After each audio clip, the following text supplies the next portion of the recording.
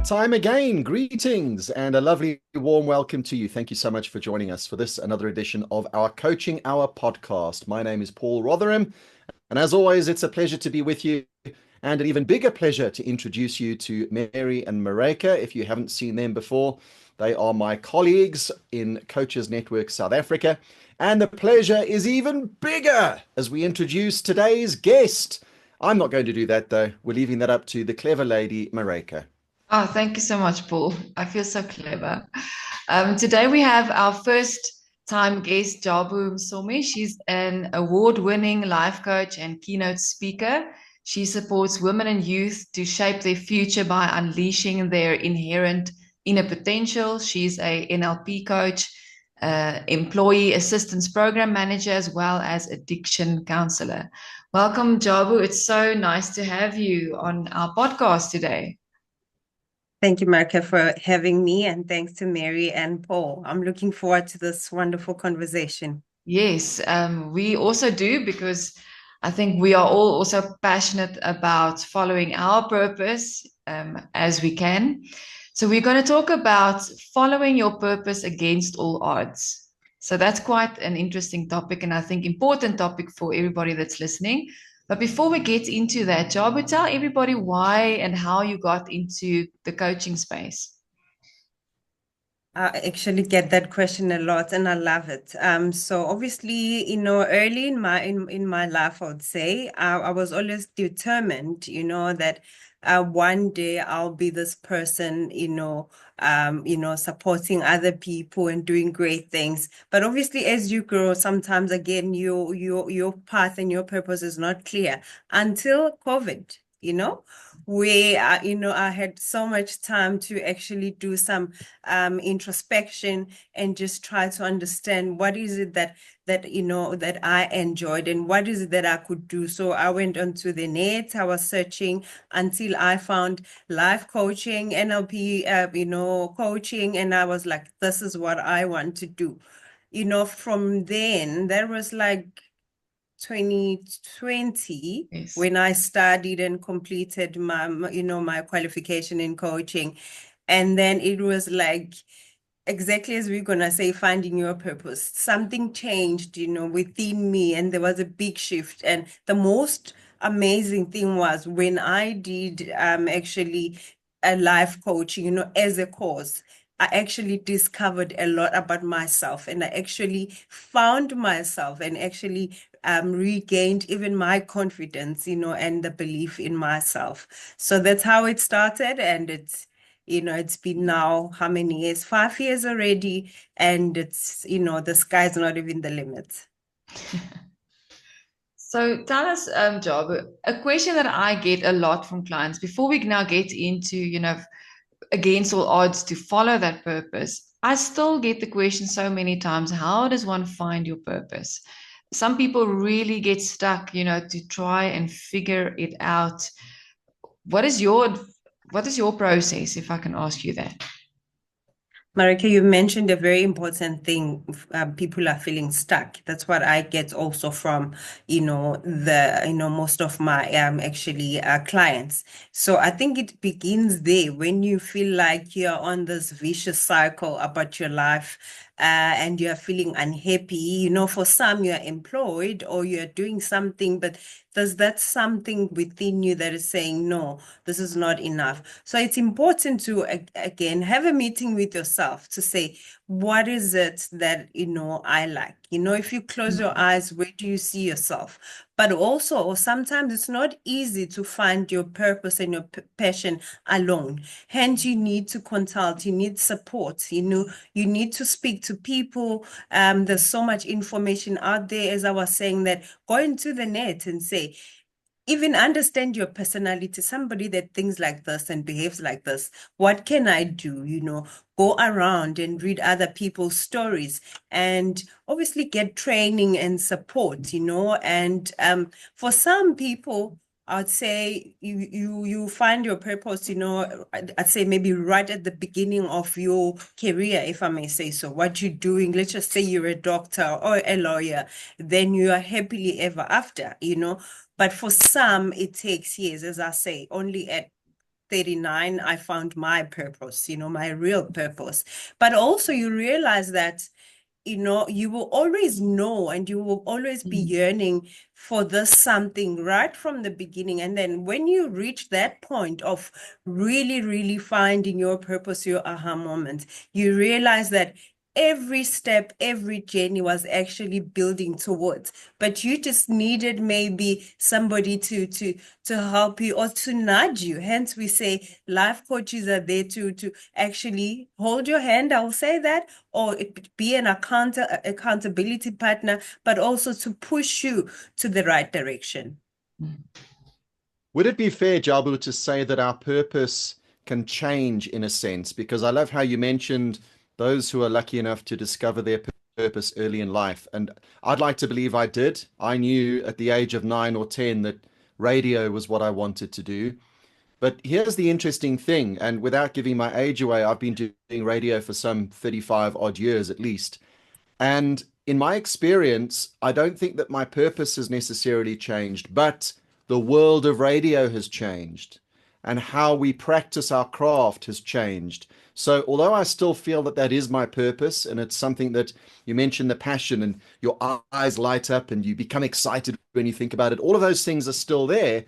But in practice, how I do it has changed. And I really think that's something to be mindful of because in the old days, everything stayed the same.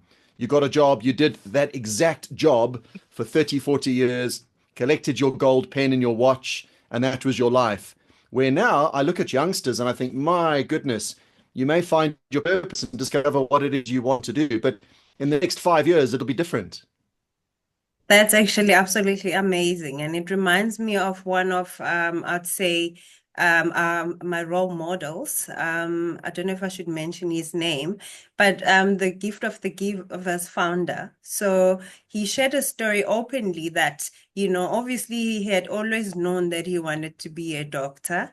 And he practiced, as a doctor for a long time. But later in his career, then the whole thing shifted to say, no, your purpose is bigger than what you think. So he's still a doctor. He's still working with amazing doctors globally, but now he's actually a captain of this ship that is actually helping other people. Because we must remember, purpose is not about ourselves.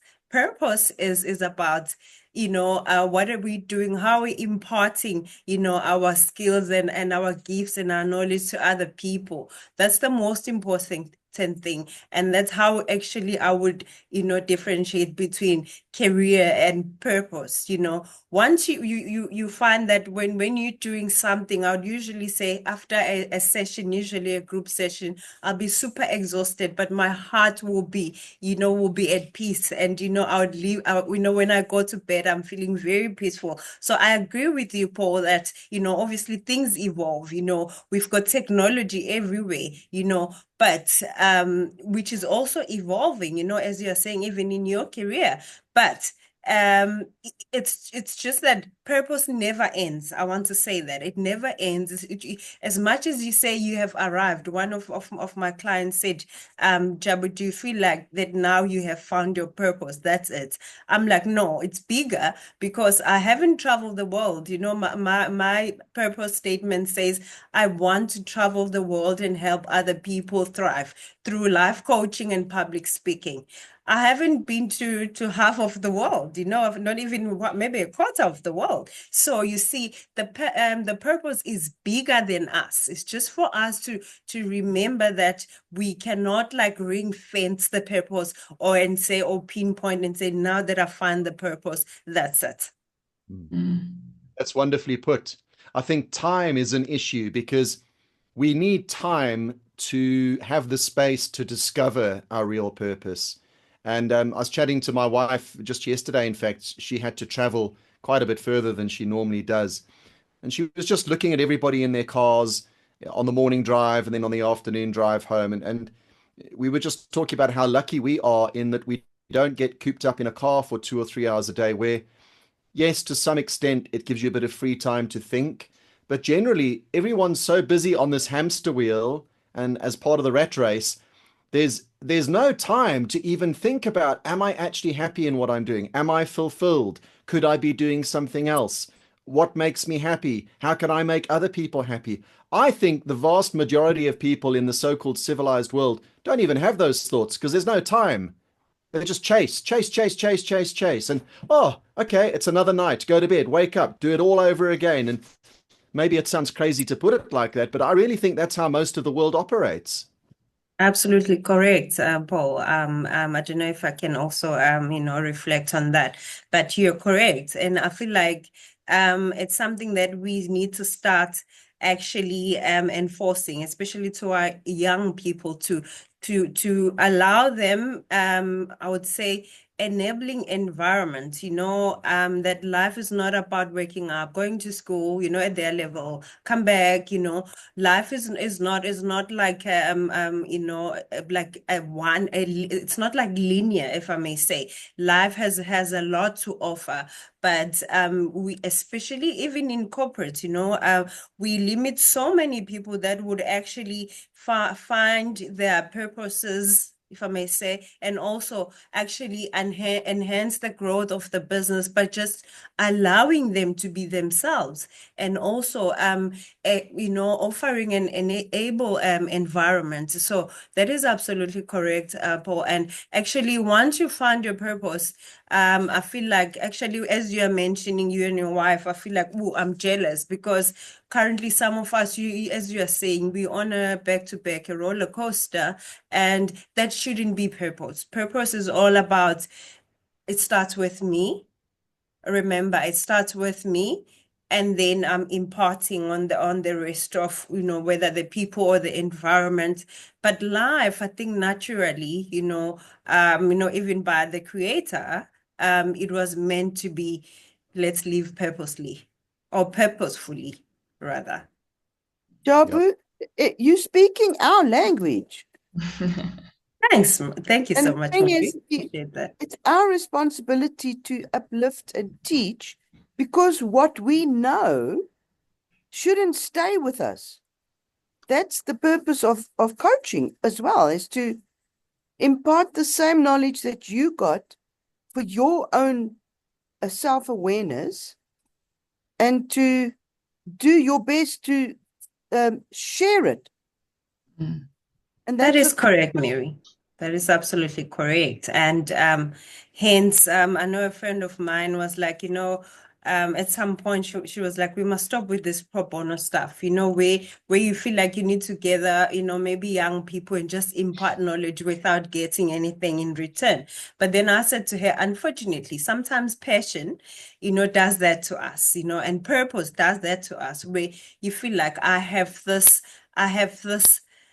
a mandate, to impart knowledge. But also, as you are saying, Mary, that is what we're here for. That is our language as coaches, NLP practitioners, and other professionals, that we are here actually to preach the gospel, to say each and every day, ask yourself, am I living a purposeful life? If not, what can I do? What can I change? What can I do better?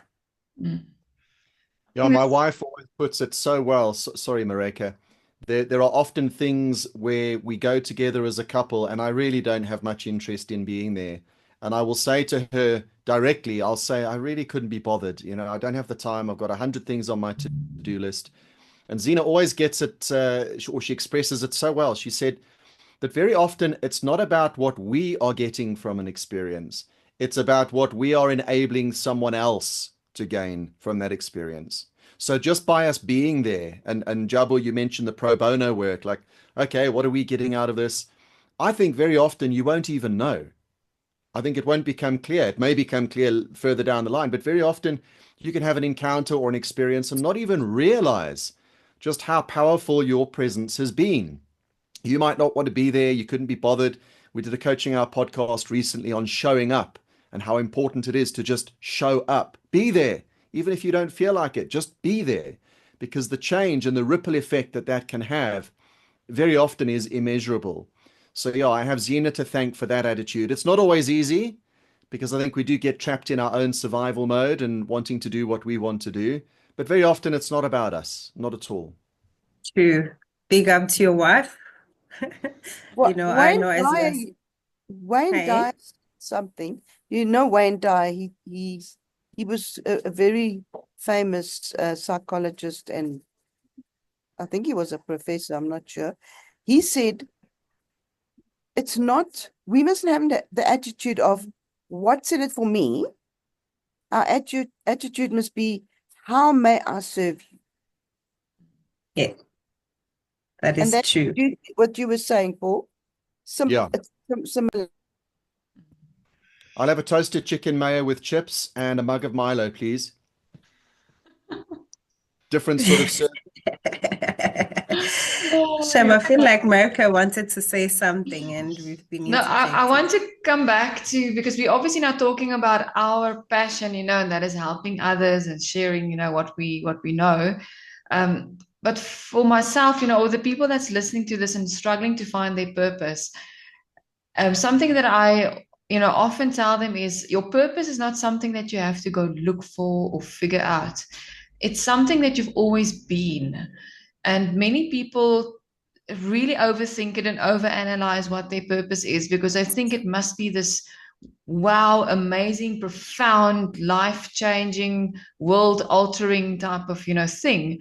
But it could be, something simple, being a great a parent could be your purpose. Every person's purpose is very different and unique. It's not necessarily something that it necessarily also have to perhaps be your career. You can also fulfill your purpose within your career. You can be someone cleaning the office and your purpose is to make people smile. So That that's is correct. also... That's wonderful. If I may say something, sorry, as you are saying, I'm remembering that. So in November last year, as JFM Coaching, we hosted a workshop. So we named it Finding Your Purpose. And obviously the promise was you go out with your purpose statements. So it was actually amazing, as you're saying, that so for some reason we had ladies only, but it was 20 ladies. And out of the 20, obviously you help them and you help them craft their vision and until they get to their purpose statement. All of them, it's what they're doing now, but they just didn't realize it. They just felt like, maybe it's not it. So as you're saying, don't overthink it. But again, we understand as professionals that, not everyone will just, say, this is my purpose. People need support. That is what we are there for, actually. So it was absolutely amazing. And for most of the, the attendees, it was like, this is like an affirmation that what I've been doing is actually right. I just didn't believe that it was this big until they had literally, I said, when you walk out, you'll have your purpose statement. And it was beautiful. So I agree with you, Mary. So people, this happened to me. I didn't realize what my purpose was until I think I heard something on the radio or something but I realized only afterwards that I always, I'll be the one that motivates people at work to follow their purpose and, start their own business. And I'll always be the one staying behind. Only later on realizing that I've been doing it. I've been coaching my whole life without realizing it. So it's definitely something that you are and you've been doing. It's just to identify that is your purpose, and that's what it is. And then obviously to follow that. It's also what That's right. inspires you. When you feel inspired, that's the thing that moves you. So the question is also, what inspires me? When you can answer that, and how do you know what it is, if it's inspiration or motivation? So when something inspires you, then you just lose a track of time. When you get motivated, then it lasts 3 days. But that's where I That think is correct. modern life and the way that we live now in the world makes it very difficult. And I feel desperately sorry for people who look back one day on their lives and think, gosh, I spent 20, 30 years of my life doing something I hated. And I think more people than we realize do that because firstly, they're not conscious of it. It's just, oh, well, I need to collect a paycheck at the end of the month. So let me get a job that pays. And the job that pays the biggest check is generally where people move, because that's what the world tells us is the right thing to do. So you just get stuck in this wash, rinse, repeat cycle where you don't ever make any change because you're too busy doing whatever it is that you do. And you don't have the time to stop, to reflect on what you're doing, to realize just how unhappy it makes you, or conversely, how happy it makes you. Because I do Mm. think you're quite right in that, Mareka, you said your purpose doesn't have to be this shining bright light, a massive sign that's hanging off a building. Sometimes you just quietly go about your business and that is your purpose. But I really think this is something where meditation and taking time can be super helpful to actually think about what it is that you love, what your passions are, what you feel you'd like to be doing in the world. And I try and have these conversations with people often. And for us in the coaching space, this is a normal conversation to have, what we are talking about now. This is part of our day. I think I Mm. talk like this with my wife nearly every day. We talk about something of this nature. You will be staggered, or perhaps not, because you see it. The number of people who don't have these conversations, the number of people where it's not even a thought, how happy they are, where they could be, what their dreams and aspirations are. We take it for granted. Many people don't even have those thoughts, never mind conversations. Amazing. Paul, I like the fact that you keep referring to time and actually taking and making time to actually pause. I want to use the word pause and reflect, because most people will complain that, no, we do not have time, so I can't do this. But as you're saying, make time, be intentional about making time to pause and reflect, which is something that actually we should be doing every day. As you are saying, one of the leaders that also I admire so much, he usually, when he does his like addresses, he would say he has a meeting with himself on his way to work in the morning, and he has another meeting on his way back home.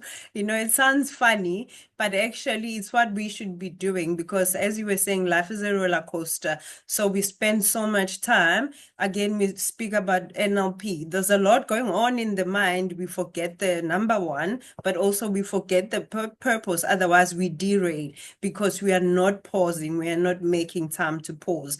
A big example is that I told myself that this year, first 3 months, I want to do less than I did, especially in terms of networking and stuff, because I felt like I had done that a lot last year.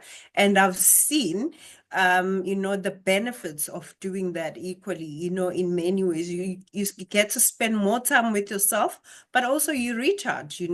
I think that's the whole purpose of everyone pausing, even during, when you feel like during, you'll find your purpose, but now you feel like, it looks like a mess.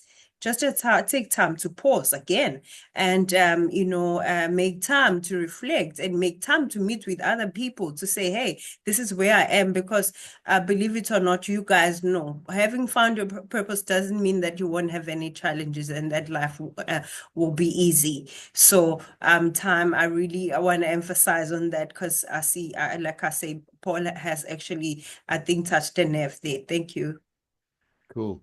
Also, I think being selfish as the world sees it often is not the case. Sometimes you should be selfish and you need to be selfish, because if your battery's just depleted all the time, you're in no position to help others. So what the world can view as you being selfish and taking time and deciding where you're going and what you're doing, obviously don't do that all the time, but there's nothing wrong, I think, in taking those moments and yeah, thinking about where you are. Very few people do that. So I think that's one message I would leave people with in finding your purpose, is to allow it to happen, to make time, to create the space for it.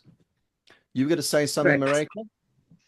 Mareka? I was actually, you were giving your final thought, and I was thinking, what, you know, maybe tips, Jabu, you have for people, maybe firstly to really, sit and reflect how specifically they could do it, but also maybe, also a final thought from your side to inspire those that may be scared to really follow their purpose and go all out.